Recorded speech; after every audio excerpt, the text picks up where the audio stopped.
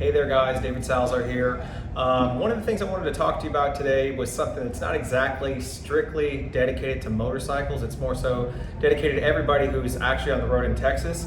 And it's whether or not you are correctly insured. A lot of people assume that they are, but most people I can guarantee you are not. Let's kind of go over what that means. The minimum liability in Texas is 30, 60, 25. So let me explain to you what that means.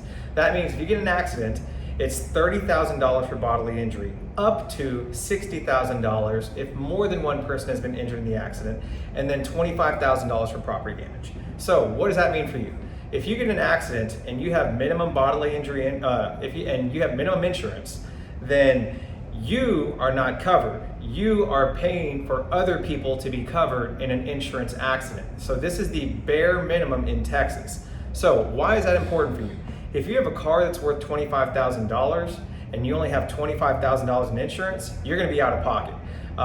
There's a lot of times where if your car is totaled, so a general rule of thumb is if your car exceeds roughly 40% of damage in a vehicle of the value of the car, then your car is going to be totaled out. So most people don't realize that, but there are certain reasons why cars get totaled out, and that's one of them. One of the other things to look at is your medical expenses. If you get in a car accident and another person is at fault and they don't have insurance and you say, I have liability insurance, you have liability insurance for another person, not for yourself. So you are not covered as far as medical bills go.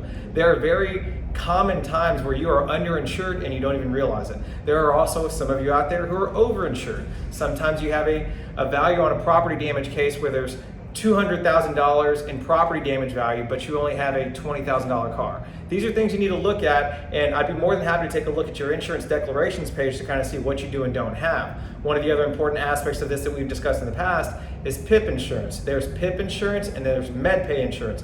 Always get PIP, never get MedPay. That's something we can also talk about as well. If you have any questions, please give me a call. I'd love to answer them and kind of point you in the right direction. My name is David Salazar. Please follow our Facebook group, and I look forward to talking to you soon. Thanks.